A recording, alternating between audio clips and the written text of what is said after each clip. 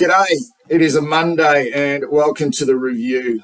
I must say it's a pleasure. It's a pleasure to bring you this one. I've come down. I've come down after, I think, a significant win for our football club.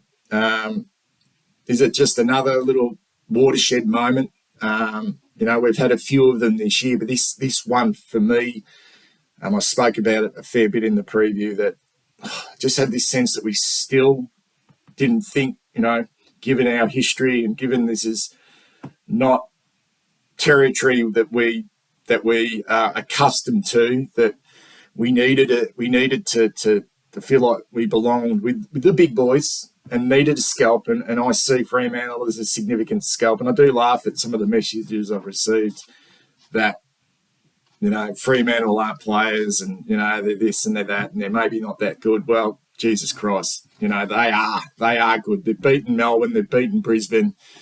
Let's not forget, they've beaten Geelong as well at Kardinia Park. They've beaten all the best. So this was a big win for us. And Fremantle do travel really well away from home, and they do like that ground. They do like it dry and they do like it fast. So and I didn't think they didn't, not for 1 minute did I think Fremantle played poor football. I know they'd probably walk away really disappointed with that. But we had to fight for that win. We had to fight for it. And to run away with a 31-point win in the end was just. It really was just for us. And what I mean by just, we were deserved of that 31 points. But it was a final-like sort of intensity, that game. And Fremantle defended for their life, and they made us work fucking hard for every score. We had 20 more inside 50s, and we were a little bit down on efficiencies going inside forward 50, but full credit to a super effort defensively by Fremantle's back half, who really did keep them in it. And it was similar, I reckon, to what we did against Richmond last week. We were fairly stoic, really, in the way we defended 76 inside 50s against the Tigers. And, and to really, when you think about it, to reduce Fremantle's impact to 40 inside 50s, to protect that defence of Young and Kemp, was just great as well. And take your hats off, because we have criticised them. We have criticised our midfield group over the last, say, 3 or 4 weeks. And to win the clearances out of the middle, 14-5, all the clearance players, the best ones on the ground, Cripps 8, Kennedy 8, Walsh 7, Hewitt 6, even Fisher, who I thought was superb. It was a selfless midfield performance to allow Walsh, to allow Fisher to be ones to get off the chain, and for Cripps and Kennedy to really, and Hewitt to do the dirty work and to provide those blocks, and for our wingers to keep their width. And I love that term that the commentators, the special comments, are using, from point post to point post. And when you do go watch these wingers play, they just run that line and keep their width, and they're back and forward, and they're back and forward, and they're back and forward, and they don't stop running. O'Brien and Cottrell's development this year it's not been, I wouldn't say it's been staggering, but you every week you understand why they're there. And physically, you look at their bodies, and physically they probably don't have the grunt of some of the other players, but what they lack in that grunt, they make up for it in spades in regards to their work ethic. And to get 4 goals between those two boys in a big game of football where goals were at a premium, where our smalls couldn't really hit the scoreboard. And even our bigs, Harry and Charlie, had their work cut out. Charlie, in the end, had a significant impact, but fuck, Harry had to work hard, and I thought he really did on Pearce. That was a massive, massive contest. Very, very good player, Alex Pearce, very good. Tough as nails. But for our wingers to be able to get dangerous and to provide that and to really outrun their opponents, and I know they didn't have Akers, and I know they haven't got O'Driscoll at the moment, but Aish, he's a fair footballer. I thought James Aish actually played quite well for Fremantle, and we just pretty much didn't stop on the outside. 83% disposal efficiency from 399 disposals. Really gave the ball back to a team that just kills you on turnover. Ranked number 3 in the competition, 83% disposal efficiency. I don't think we've had it that high this year, and that's been one of the major improvements of this football team. Tackles inside 50, 17 to 6. And that, I suppose that when I say this wasn't the perfect performance, but for me, the perfect win, I just think there's still areas that need to be improved. And it's still at the moment, there's question marks on those smalls in our front half. I know they work hard. And I know Durden, great hit up to Jack in that, I think it was in the third quarter. Great kick on his left. If that's the final, you're not even talking about it. But we've got a long way to go, and we're still having question marks on that trio, and they're still very, very young. That's a young trio of small forwards, Honey, Durden, and Motlop. And they did okay. They played a part, but can we keep relying on the big boys to get the job done with sort of little cameos from the likes of Jack and our midfielders kicking goals? I'd just like to see some of our smalls get on the end of not so much a bag, but maybe a 3 or 4 over the coming weeks. So statistically brilliant from that regard. And, I don't know. When I say it's the perfect win for us and the perfect 4 points, and now that we've got this one under our belt against Fremantle, I like the fact as well that there was no.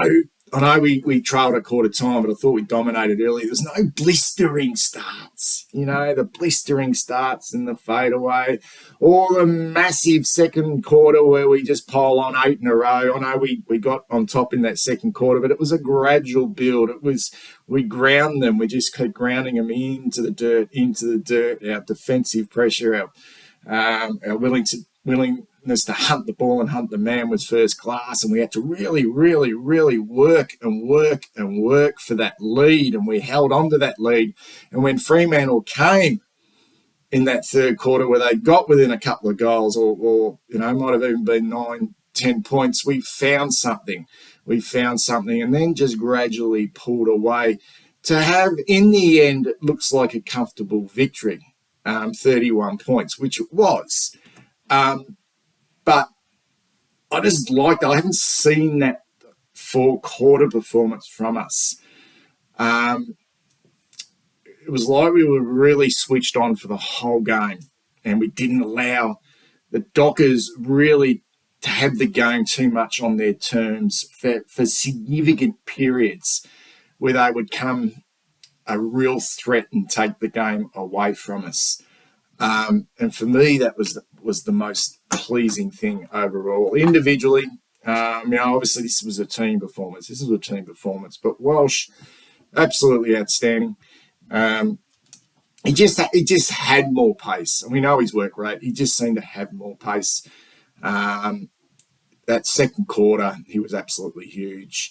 Love the game of TDK up against Darcy and Lobb. The work he done at the centre bounce was just really good. Elite, in fact, just the space and the areas he was able to put the ball down the throats of our midfielders was just great. Fisher, best game at the football club that I've seen him play. I like the fact that he got considerable midfield time, probably a little bit more than he's had throughout this year. He was pushed up the ground. He just seemed to be everywhere. He got off the chain, used the ball exceptionally well. I mentioned O'Brien and Cottrell, best games I've seen them play as a combination. And our back line, I just thought, even though we conceded 40 inside 50s and we were protected somewhat, and this is the way we wanted to play the game. We had to protect our back half, and every team wants to protect their back half. Doherty Sard, and Newman were just huge. And I thought the backup game from Jordan Boyd was just as impressive as well. I know he only had 13 touches, but he just had some real well moments again. It was a little bit disappointing to see him hurt his ankle late in that game, and I hope it's not too bad. I really do. I did see, though, that Liam Stocker had a really good game in the VFL, so there is a replacement there with him. But all in all, guys, this was one to savour. It really is. And I sort of like the fact that we're not going to get a lot of attention this week. And I know we've got a big game against the Saints, who have been struggling, lost their last two, had a really poor game against the Swannies. And that worries me, but I'm not going to sink my teeth into a preview of that game yet. But that worries me a little bit. But I like how all the talk's probably not going to be around us. We will get our fair share of press, but we know this group. Is very much focused, and won't believe the hype. But I just feel that all the talk will be around Tom Stewart and what transpired there with him on the weekend. And we're just going to go under the radar. We're sitting fifth. We're not in the top four. We need to keep winning. We have an opportunity against St Kilda to do that on Friday night, and then we take the West Coast Eagles on in what will be a tricky game the week later before we take on Geelong. But I just love this win. I loved it because I really rate Fremantle. I really rate their coach. I rate their players. They had big ball winners themselves, but like us last week, they did not have the impact. Brayshaw did not have the impact. Will Brodie was good, but did not have the impact. Sarong was well held, did not have the impact. Nate Fyfe was hardly sided. So all the blokes that they rely on to get them going. It was a little bit like us the week before against Richmond. It was us this time. It was us this time that owned the moment, and owned the now. And we have to take that as a huge positive moving forward. So let us know what you think, guys, in the comments below, and look forward to doing a big preview of the Saints game Friday night, Dockland Stadium. Speak to you soon.